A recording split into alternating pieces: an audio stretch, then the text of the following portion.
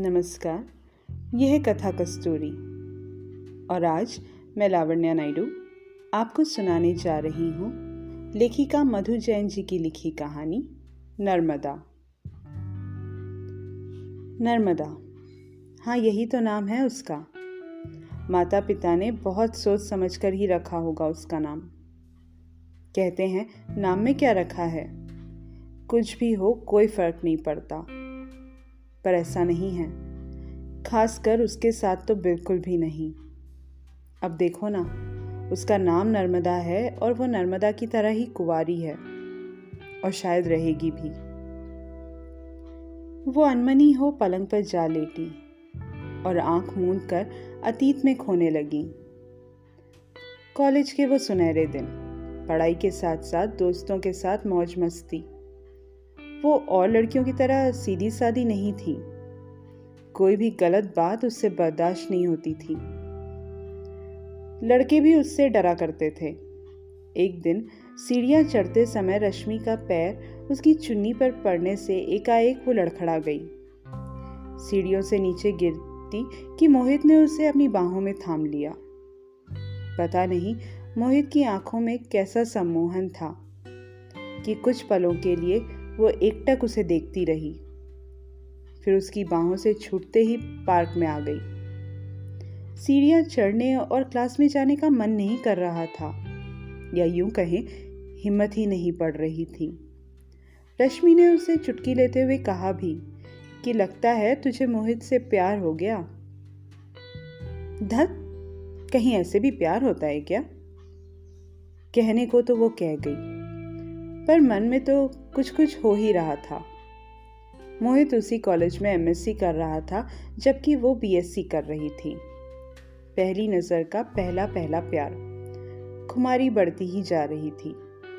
मोहित को देखे बिना उसे चैन ना आता था, उसके ख्यालों में ही खोई रहती। मोहित की तरफ से कोई ऐसा संकेत नहीं मिला था जिससे पता चले कि वो भी उसे पसंद करता है।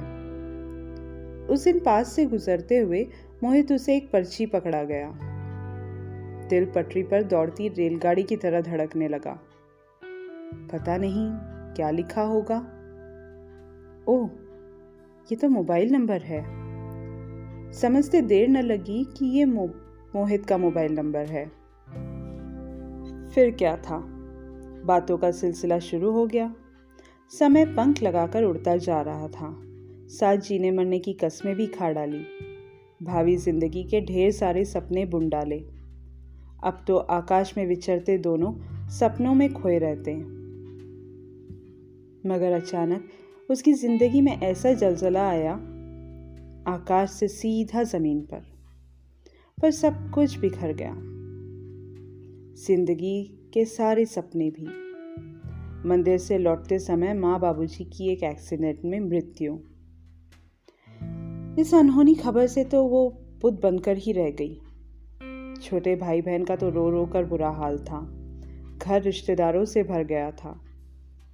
दोपहर ढलते ढलते माँ बाबूजी की बॉडी भी पोस्टमार्टम होकर घर आ गई। रुदन बढ़ता जा रहा था। भाई बहन उसके गले लगकर जोर जोर से रो रहे थे। सब्र का बांध आखिर टूट ही गया। तीनों का रुदन कठोर हृदय वालों की भी आंखें भिगो गया। छोटे भाई बहन की जिम्मेदारी अब नर्मदा के कंधों पर आ गई।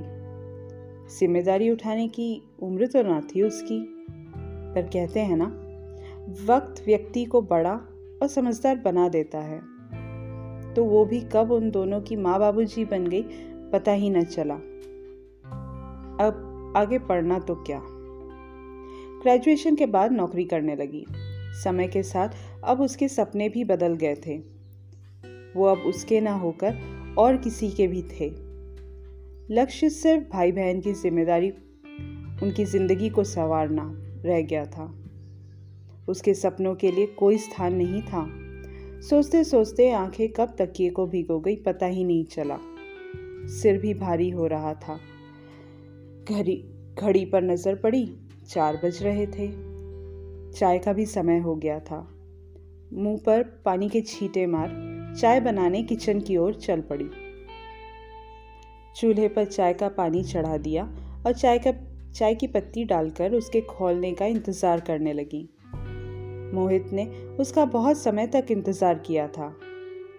वो उसकी जिम्मेदारी को भी निभाने को तैयार था, पर वो नहीं चाहती थी कि अपनी जिम्मेदारी किसी और को सौंपें, और साथ ही जब तक भाई बहन की जिम्मेदारी से मुक्त नहीं हो जाती, अपने बारे में सोच भी नहीं सकती थी। आखिर कोई कब तक इंतज़ार करता। परिवार वालों के दबाव के आगे मोहित को झुकना ही पड़ा और उसने शादी कर ली। अब तो उसके 2 बच्चे भी हो गए। मोहित के बाद कोई दूसरा ना आ सका उसकी ज़िंदगी में, या यूं कहे कोई दूसरा मिला ही नहीं जिस पर ये दिल आता। समय अपनी गति से भाग रहा था। अब तो वो 35 पार कर चुकी थी। इस उम्र में उसने घर बसाने की उम्मीद ही छोड़ दी थी। भाई बहन तो अपनी अपनी दुनिया में रम गए थे। ऐसा नहीं कि उन्हें उसकी फिक्र नहीं थी। हमेशा कहते रहते, दीदी अब आप भी अपना घर बसा लो, कब तक अकेली रहोगी। पर क्या इतना आसान है घर बसाना, वो भी इस ढलती उम्र में। कोई भी उसे पसंद नहीं करेगा। यदि मिला भी तो विधुर या तलाकशुदा बच्चों सहित, जो वो कतई नहीं चाहती। वो किसी की भी जिंदगी में दूसरी औरत नहीं बनना चाहती। सजने संवरने का भी अब उसका मन नहीं होता। बस यूं ही जिंदगी कट रही थी घर और ऑफिस के बीच। चाय खौल चुकी थी। कप में डालकर वो बालकनी में जा बैठी। रोज तो ऑफिस में सबके साथ पीती है, पर संडे को बालकनी में बैठकर पीने से अकेलापन नहीं लगता। सामने वाली बालकनी पर उस युवक को बैठे देखकर वो चौंक पड़ी।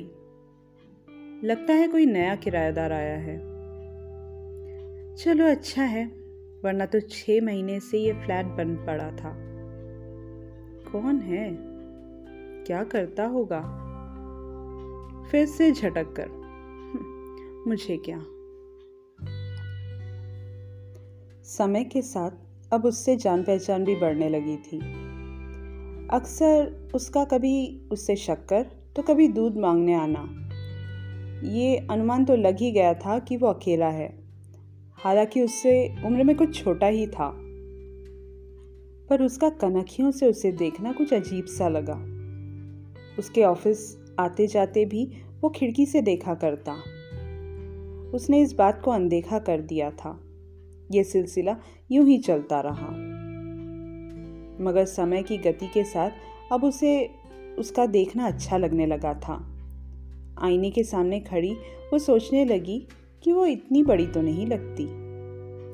हाँ, कुछ बालों में सफ़ेदी ज़रूर आ गई है, पर है तो अभी भी जवान ही। मन ही मन मुस्कुरा उठी। स्किन भी कितनी रूखी हो गई है। 6 महीने से पार्लर भी तो नहीं गई। बस फिर क्या था, फटाफट तैयार हो पार्लर पहुंच गई। बालों को सेट कराया, उन्हें डाई कराया, फेशियल, मैनिक्योर, पेडिक्योर, सिर से लेकर पैर तक। घर आकर एक बार फिर आईने के सामने खड़ी हो अपनी परछाई से पूछने लगी, अब कैसी लग रही हूं मैं। अपने आप को आईने में देखकर विश्वास ही नहीं हुआ। इतना बदलाव पहले क्यों नहीं सोचा उसने। तन के साथ साथ मन भी खुश हो गया। कुछ चटक रंग के पोशाकें भी खरीद ली। अब उसे अपने आप से प्यार होने लगा। ऑफिस में भी सभी हैरान थे उसके बदले इस रूप से। सभी ने उसके इस बदले रूप की तारीफ की। सखियों ने भी उसकी पसंद की दाद दी और कहा हमेशा ऐसे ही रहना। उसके बदले रूप पर वो भी मुस्कुराया। अब आते जाते उसका ध्यान उसी खिड़की पर जाता। अब तो बातचीत का सिलसिला भी शुरू हो गया था।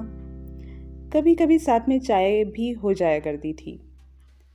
जिंदगी का खालीपन भरने लगा था। एक बार फिर सपने देखना शुरू हो गया था। ये क्या, आज खिड़की बंद थी। शायद कल क्रिकेट मैच देखकर देर से सोया होगा, इसलिए अभी उठा नहीं, सोचकर मन को तसल्ली दी। पर शाम को भी खिड़की बंद। मन बेचैन हो उठा। किससे पूछे, कहाँ पता करें? चौकीदार को तो मालूम होगा। चौकीदार से पूछने पर पता चला कहीं बाहर गया हुआ है। मन दुखी हो गया। कम से कम उसे एक बार पता कर तो जा सकता था। रोज वो खिड़की की ओर देखती। 4 दिन का इंतजार 4 वर्षों जैसा लगा। जैसे ही आज खिड़की खुली देखी, वो अपने आप पर काबू न कर पाई और जाकर घंटी बजा ही दी। दरवाजा एक सुंदर सी युवती ने खोला। मुस्कुराकर अभिवादन करते हुए अंदर आने को कहा। वो कुछ बोलती उससे पहले ही वो बोली, आप नर्मदा जी हैं ना? उसे आश्चर्य हुआ। उसका नाम वो कैसे जानती है, जबकि इससे पहले तो वो कभी उससे नहीं मिली। आखिर कौन हो सकती है? सोच ही रही थी कि उसके कमरे में आना और मुस्कुराकर नमस्ते कहना। फिर उसकी प्रश्नवाचक नजरों को पढ़ते हुए बोला, इनसे मिलिए, ये मेरी धर्मपत्नी ईशा, इसी को लेने घर गया था। बुझे हुए स्वर में वो बोली, एक बार बता कर तो जा सकते थे, क्या इतना भी हक नहीं है मेरा? माफी मांगते हुए वो बोला, उस दिन आप देर से ऑफिस से आई थी और मेरी सुबह जल्दी फ्लाइट थी। याद करते हुए वो बोली, ओह हाँ, उस दिन ऑफिस में बड़े बाबू के रिटायरमेंट पार्टी थी, इसलिए देर हो गई थी। उसे अब वहाँ रुकना अच्छा नहीं लग रहा था। अच्छा, मैं चलती हूँ, किसी चीज़ की ज़रूरत हो तो बताइएगा। अरे नहीं, आप ऐसे नहीं जा सकती, नाश्ता तैयार है। नाश्ता लगाते हुए, आप सोच रही होंगी मुझे आपका नाम कैसे पता चला? ईशा बोली, इन्होंने बताया होगा। हाँ, इन्होंने आपके बारे में ढेर सारी बातें बताई। जब से यहाँ से गए हैं आपकी ही बातें करते रहे। उत्सुकता से नर्मदा ने पूछा, मेरी क्या बातें? ये मुझे 6 महीने बाद इस शहर में लाने वाले थे। नया शहर, पहली जगह, पड़ोस देखकर ही मुझे लाएंगे, पर आपसे मिलकर देखा 1.5 महीने में ही ले आए। पर इसमें मेरी क्या भूमिका? नर्मदा ने पूछा। अरे क्यों नहीं, आप जैसी बहन के होते हुए मुझे किस बात की चिंता? अब चौंकने की बारी नर्मदा की थी। वो सोच नहीं पा रही थी कि वो रोए या हंसे। दीदी, आप बहुत अच्छी चाय बनाती हैं, ये बता रहे थे मुझे, कब पिलाएंगी? ईशा ने पूछा। तुम्हारा ही घर है, जब चाहो। नॉर्मल होने की कोशिश करते हुए नर्मदा बोली,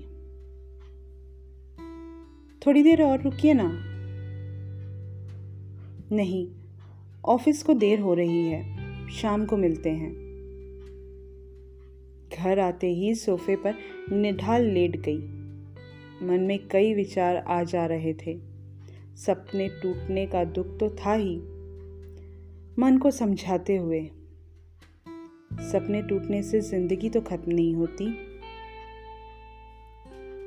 अब वो जिंदगी एक नए तरह से जिएगी, नर्मदा की तरह बहती ही जाएगी, मुस्कुराहटें बांटते हुए, आईने के सामने ठहाका लगाते हुए।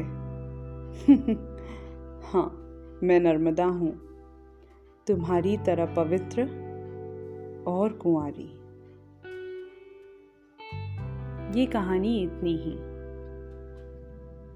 ये है कथा कस्तूरी चैनल को सब्सक्राइब करना न भूलें। फिर मिलेंगे एक नई कहानी के साथ। धन्यवाद।